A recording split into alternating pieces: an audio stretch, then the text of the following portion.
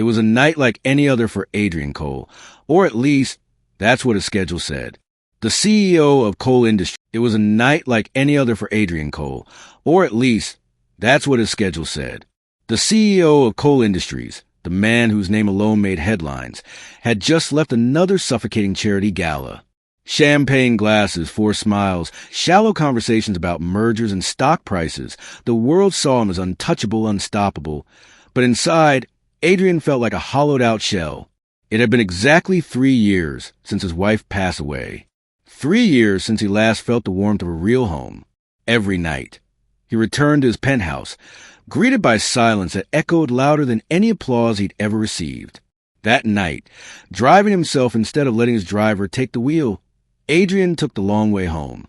He wanted to escape from his title, his wealth, and the loneliness that clung to him like a shadow.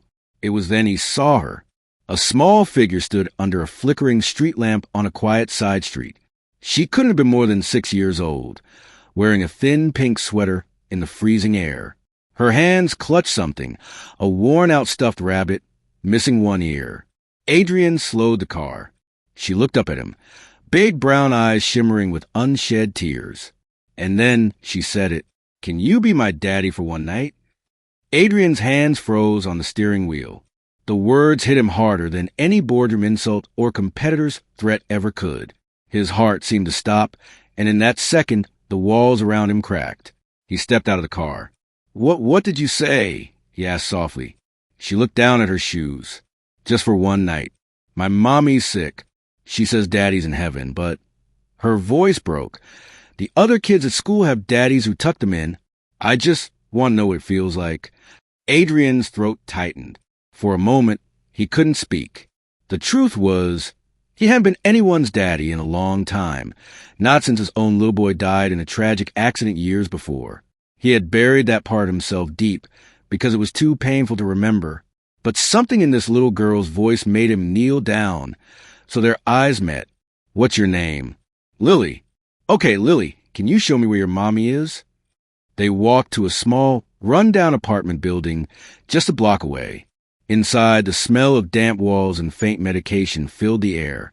On a worn couch lay a pale woman, her breathing shallow but steady. "Mrs. Harper?" Adrian asked gently. She opened her eyes weakly. "Who are you?" Adrian explained, his voice calm. "I met your daughter outside. She asked me for something tonight. I'm not here to hurt anyone. I just want to help." The woman's eyes softened. "She's all I have," she whispered. "I work nights at the diner, but I got sick. She's been so strong, but..." Tears slid down her cheeks. "She just misses having a dad." That night, Adrian stayed. He read Lily a bedtime story, the same one he used to read to his own son. He tucked her in, smoothed her hair, and listened to her drift off with the smallest smile on her lips. For the first time in years, Adrian felt something in his chest, not the cold emptiness he was used to, but a spark of life. Over the next weeks, he couldn't stay away. At first, he visited just to check on them. Then, he started bringing groceries, paying the electricity bill quietly, repairing broken furniture.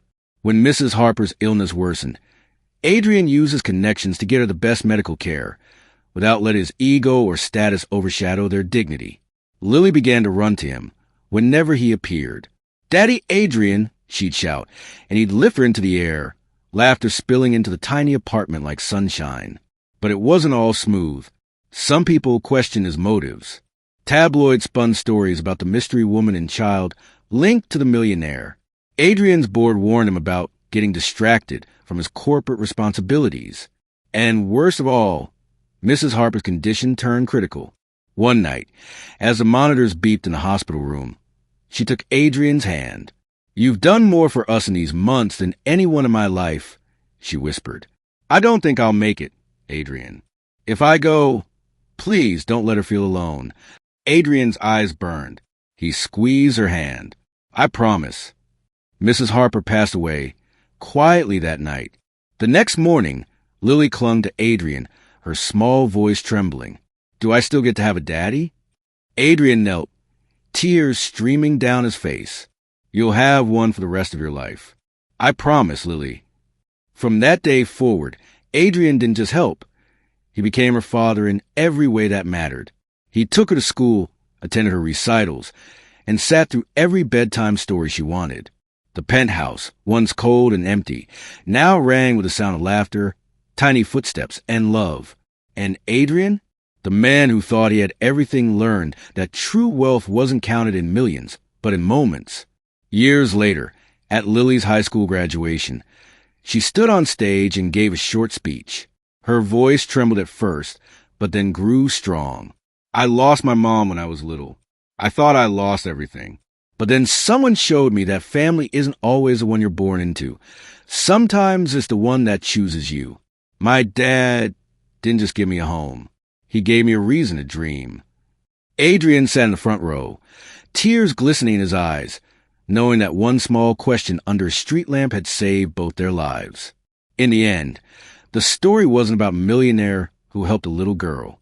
It was about two lonely souls, one small, one grown, who healed each other and discovered that love in its purest form can rebuild even the most shattered hearts.